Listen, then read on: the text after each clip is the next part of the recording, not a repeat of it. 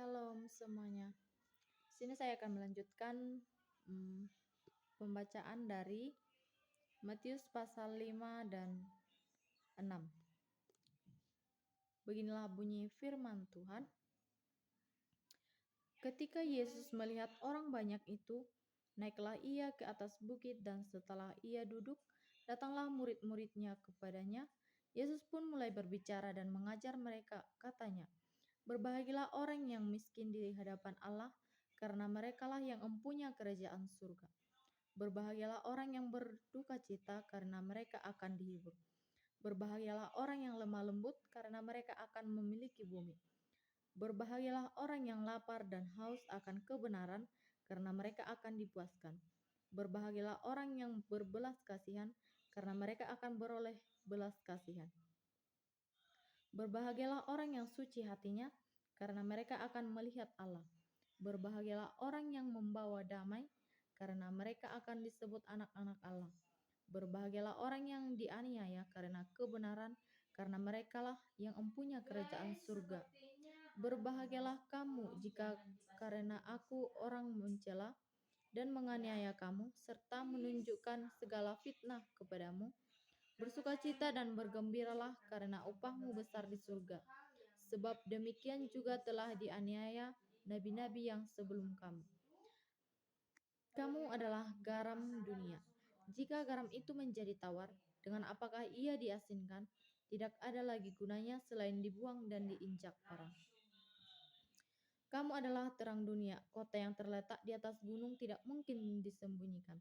Lagi pula orang tidak menyalakan pelita lalu meletakkannya di bawah tempat tempayan, melainkan di atas kaki pelita sehingga memberi terang kepada semua orang di dalam rumah itu. Demikianlah hendaknya terang bercahaya di depan orang, supaya mereka melihat perbuatanmu yang baik dan memuliakan Bapamu yang di surga. Janganlah menyangka bahwa aku datang untuk meniadakan hukum Taurat atau kitab para nabi. Aku datang bukan untuk meniadakan, melainkan untuk menggenapinya. Karena sesungguhnya aku berkata kepadamu, selama belum lenyap langit dan bumi ini, satu huruf terkecil atau satu titik pun tidak akan lenyap dari hukum Taurat, sebelum semuanya terjadi. Karena itu, siapa yang meniadakan salah satu perintah hukum Taurat, sekalipun yang paling kecil, dan mengajarkannya demikian kepada orang lain, ia akan diberi tempat yang paling rendah di dalam kerajaan surga. Tetapi siapa yang melakukan dan mengajarkannya, ia diberi tempat yang tinggi di dalam kerajaan surga.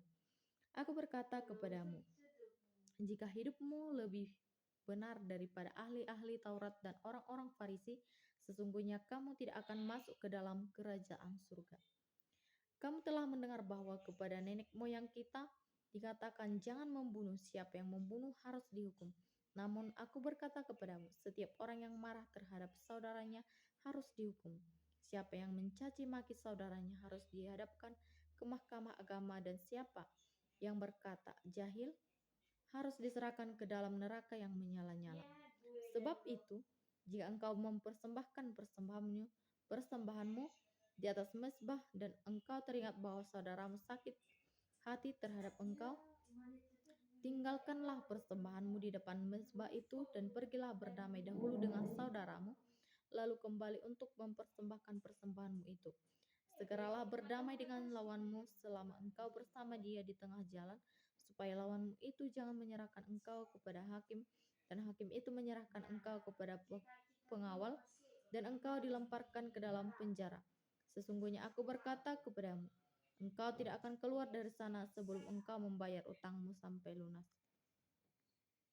Kamu telah mendengar bahwa dikatakan, jangan berzina. Namun aku berkata kepadamu, setiap orang yang memandang perempuan hingga menginginkannya sudah berzina dengan dia di dalam hatinya.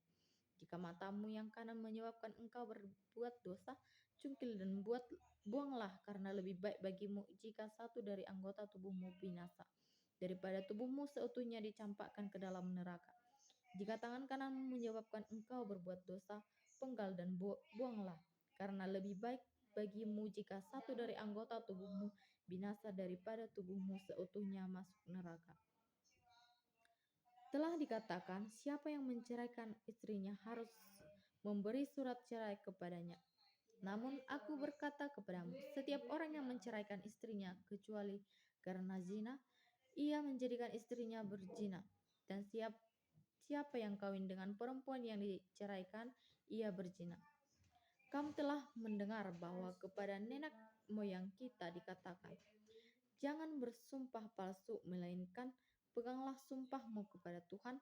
Namun aku berkata kepadamu, janganlah sekali-kali bersumpah baik demi langit, karena langit adalah takhta Allah, maupun demi bumi, karena bumi adalah tumpuan kakinya, ataupun demi Yerusalem, karena Yerusalem adalah kota raja besar. Janganlah juga engkau bersumpah demi kepalamu, karena engkau tidak berkuasa memutihkan untuk menghitamkan selai rambut pun. Jika ya, hendaklah kamu katakan ya. Jika tidak, hendaklah kamu katakan tidak. Apakah yang lebih daripada itu berasal dari si jahat? Kamu telah mendengar yang difirmankan, mata ganti mata dan gigi ganti gigi. Namun aku berkata kepadamu, janganlah melawan orang yang berbuat jahat kepadamu, melainkan siapapun yang menampar pipi kananmu, berilah juga kepadanya pipi kirimu. Kepada orang yang hendak mengadukan engkau karena mengingini bajumu, serahkanlah juga jubahmu. Siapapun yang memaksa engkau berjalan sejauh satu mil, berjalanlah bersama dia sejauh 2 mil. Berilah kepada orang yang meminta kepadamu, dan janganlah menolak orang yang mau meminjam darimu.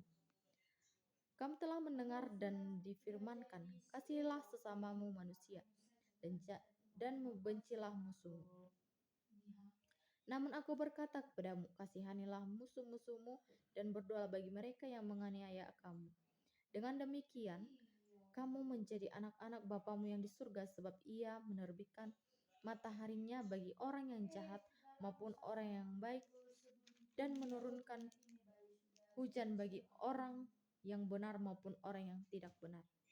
Apabila kamu mengasihi orang yang mengasihi kamu, apakah upahmu? Bukankah pemungut cukai juga berbuat demikian? Apabila kamu hanya memberi salam kepada saudara-saudaramu saja, apa lebihnya perbuatanmu? Bukankah bangsa-bangsa yang tidak mengenal Allah pun berbuat demikian? Karena itu haruslah kamu sempurna sama seperti Bapamu yang di surga sempurna. Ingatlah, jangan kamu mengamalkan kesalehanmu di hadapan umum supaya dilihat orang, karena jika melakukan demikian, kamu tidak memperoleh upah dari Bapamu yang di surga.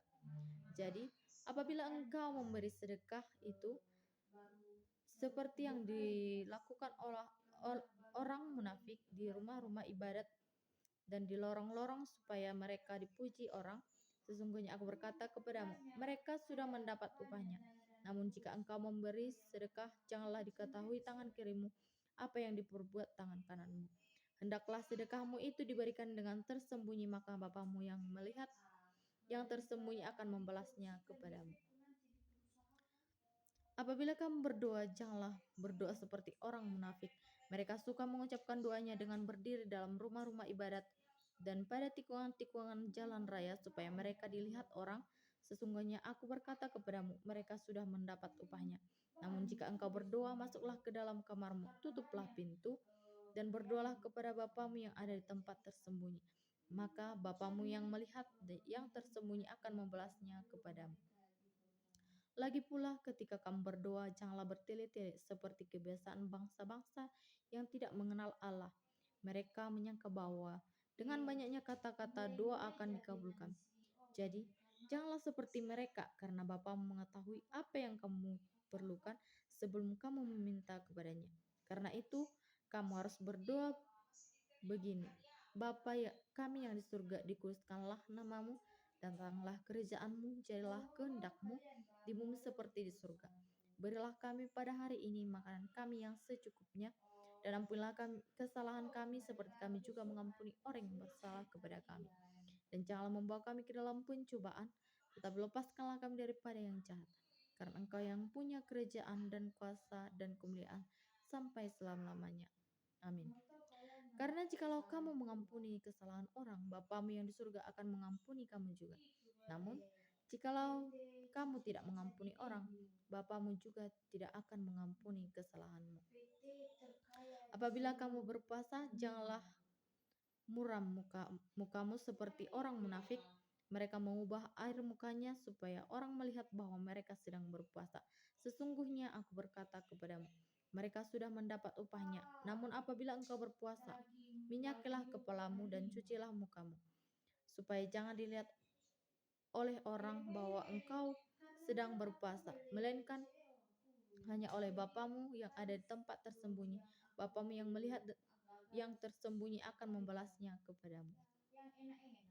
Janganlah mengumpulkan harta bagi dirimu di bumi, di mana ngengat dan karat merusaknya dan pencuri membongkar serta mencurinya. Namun kumpulkanlah bagimu harta di surga yang tidak dirusak oleh ngengat dan karat, dan pencuri tidak membongkar serta mencurinya. Sebab di mana hartamu berada, di situ jugalah hatimu berada. Mata adalah pelita tubuh. Jika matamu baik, teranglah seluruh tubuhmu. Jika matamu jahat, gelaplah seluruh tubuhmu. Jadi jika terang yang ada padamu itu menjadi gelap, betapa gelapnya kegelapan itu. Tak seorang pun dapat mengabdi kepada dua tuan, sebab ia akan membenci yang seorang dan mengasihi yang lain. Atau ia akan setia kepada yang seorang dan tidak mengindahkan yang lain. Kamu tidak dapat mengabdi kepada Allah dan kepada Mammon. Karena itu aku berkata kepadamu, janganlah khawatir tentang hidupmu mengenai apa yang hendak kamu makan atau minum. Dan janganlah khawatir tentang tubuhmu mengenai apa yang hendak kamu pakai. Bukankah hidup itu lebih daripada makanan dan tubuh itu lebih daripada pakaian? Pandanglah burung-burung di udara yang tidak menabur, tidak menuai dan tidak mengumpulkan dalam lumbung, namun Bapamu yang di surga memberi mereka makan. Bukankah kamu jauh lebih berharga daripada burung-burung itu? Siapakah di antara kami yang karena kekhawatirannya dapat menambah sehasta saja pada jalan hidupnya? Mengapa kamu khawatir mengenai pakaian? Perhatikanlah bunga bakung di ladang, sebagaimana mereka tumbuh. Mereka tidak bekerja keras dan tidak memintal. Namun aku berkata kepadamu, Salomo dalam segala kemegahannya pun tidak berpakaian seindah salah satu dari bunga itu. Jadi jikalau rumput di ladang yang hari ini ada dan besok dibuang ke dalam api, demikian didandani Allah, tidakkah ia akan terlebih lagi mendandani kamu, hai orang yang kurang percaya? Karena itu janganlah engkau khawatir dan berkata, apakah yang akan kami makan? Apakah yang akan kami minum?